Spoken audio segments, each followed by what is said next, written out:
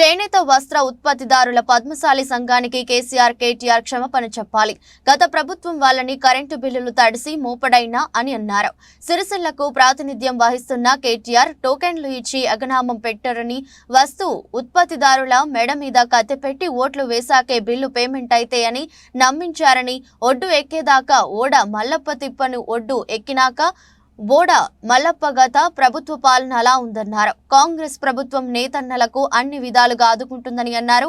ఈ కార్యక్రమంలో పాల్గొన్న వారు పట్టణ అధ్యక్షులు చొప్పదండి ప్రకాష్, మాజీ పీసీసీ కార్యదర్శి గడ్డం నర్సయ్య, ఎస్ఎస్ఎల్ అధ్యక్షులు ఆకునూరి బాలరాజు, చేనేత సెల్ అధ్యక్షులు గోనె ఎల్లప్ప, తాటిపాముల దామోదర్, పిస్కా మధు, నక్కా నర్సయ్య, గొల్లపల్లి పరశురాములు, ఎల్లె లక్ష్మీనారాయణ తదితరులు ఈ కార్యక్రమంలో పాల్గొన్నారు. నూతన తెలుగు సంవత్సర శుభాకాంక్షలు తెలియజేస్తూ బీఆర్ఎస్ పార్టీ జిల్లా అధ్యక్షులు తోట ఆగయ్య గారు మొన్నటి రోజు విలేకరుల సమావేశం ఏర్పాటు చేసి పొన్నం ప్రభాకర్ గారి పర్యటన పైన, నేత పరిశ్రమకు సంబంధించినటువంటి విషయం పైన మాట్లాడినటువంటి విషయాలను ఈరోజు పత్రిక ముఖంగా మరియు విలేకరుల media and electronic and print media ముఖంగా మళ్ళీ వాటికి సంబంధించినటువంటి వివరాలు కొన్ని చెప్పి వారికి ఏమాత్రం విజ్ఞత ఉన్నది అనే విషయాన్ని తెలియపరచడానికి ఇప్పుడు కూర్చోవడం జరిగింది. మొట్టమొదటగా ఆగయ్య గారు ఏమన్నారంటే, కంటి తుడుపు చర్యగా వస్తున్నారు, తర్వాత ఏదో ఆషామాషిగా వచ్చిపోతున్నారు, సమస్య పరిష్కరించే చిత్తశుద్ధి లేదు, తర్వాత దీనికి ముఖ్యమంత్రి గారే రావాలి, ముఖ్యమంత్రి గారు స్పందించాలి, కన్సర్న్ మినిస్టర్ స్పందించాలి, లేకుంటే ఇన్ఛార్జ్ మినిస్టర్ స్పందించాలి, పొన్నం ప్రభాకర్ గారు ఏ స్థాయిలో ఇక్కడికి వచ్చి మాట్లాడతారనే మాట్లాడుతాడు. అసలు ఆయన ఒక సీనియర్ రాజకీయ కార్యకర్తగా పరిణతి చెందినని ఇదివరకు అందరూ అనుకున్నారు, కానీ ఏమాత్రం రాజకీయ పరిణతి చెందలేదు అని మొన్నటి మాటలు బట్టి తెలుస్తా ఉంది. పొన్నం ప్రభాకర్ గారు ఈ జిల్లాకు సంబంధించిన ముద్దుబిడ్డ, కరీంనగర్ జిల్లా బీసీ ముద్దుబిడ్డ. ఆయన బీసీ సంక్షేమ శాఖ మంత్రిగా ఉన్నారు. బీసీ సంక్షేమ శాఖ మంత్రి నేతకు సంబంధించినటువంటి, అంటే మన నేత పరిశ్రమకు సంబంధించినటువంటి నిధులన్నీ కూడా ఇప్పుడు ఈ వస్త్ర పరిశ్రమ ఏదైతే ఉత్పత్తి చేసి ప్రభుత్వం తీసుకుంటుందో దానికి ఇచ్చేటువంటి నిధులన్నీ కూడా బీసీ సంక్షేమ శాఖ మంత్రిత్వ శాఖ ద్వారానే జౌళి శాఖకు వెళ్తాయనే విషయాన్ని ఆయనకు తెలియక మాట్లాడతారు. తెలియని మాటలు మాట్లాడతారు. కేవలం ఏదో ఆ మాట మనం మాట్లాడినాం కదా, ఖండించినాం కదా, విమర్శించినాం కదా అని మాట్లాడతారు. అది తప్పు.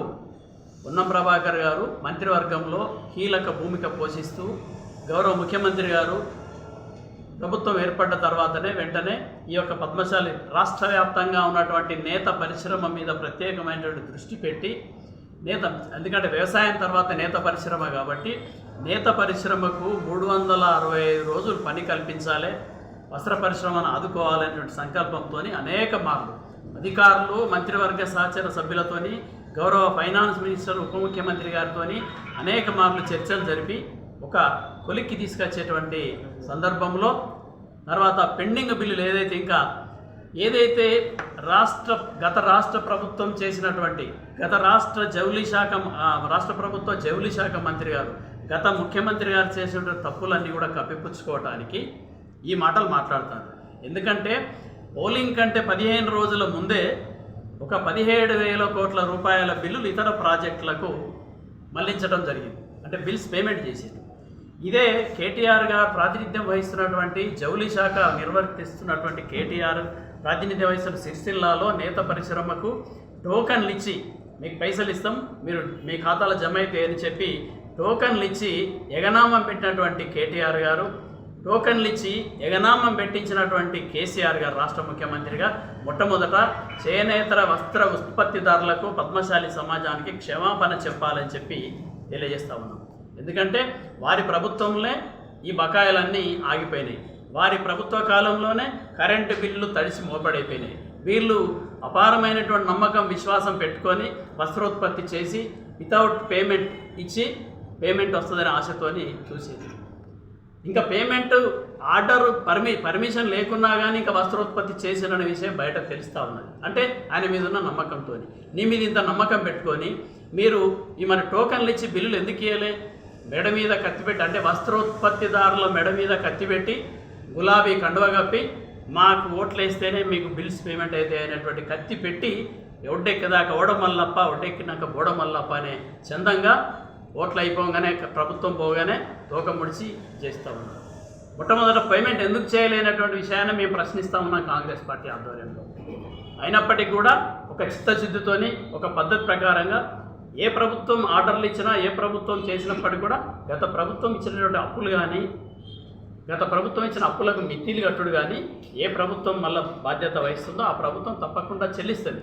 ఆ చెల్లించడానికి ఖజానా మొత్తం ఖాళీ చేసి వట్టి ఖజానా వట్టి ఖాళీ సందుకులు ఖాళీ డబ్బాలు అప్పచెప్పిపోయినటువంటి ఈ ప్రభుత్వం చేసినటువంటి నిర్వాహకంతో మళ్ళీ ఆర్థికంగా పరిస్థితిని ఈ రాష్ట్రంలో మరి మెల్లమెల్లగా సర్దుబాటు చేసుకుంటూ వీళ్ళ పేమెంట్ తప్పకుండా చేస్తామనేటువంటి దాంట్లో పలుమార్లు మన ఇక్కడ ఉత్పత్తిదారుల సంఘం తరఫున అందరూ కూడా పలుమార్లు గౌరవ బీసీ శాఖ మంత్రి గారి దగ్గరికి, గౌరవ మన చేనేత జౌళి శాఖ మంత్రి గారి దగ్గరికి, గౌరవ మన ఇక్కడ ఉన్నటువంటి విప్ ఆది శ్రీనివాస్ గారిని తీసుకొని, మన ప్రాతినిధ్యం వహిస్తున్న కాంగ్రెస్ పార్టీ ఇన్ఛార్జ్ మహేందర్ రెడ్డి గారిని తీసుకొని అనేక మార్లు వీళ్ళు మనం ప్రతినిధులంతా కూడా హైదరాబాద్ వెళ్ళి మాట్లాడి రావడం జరిగింది.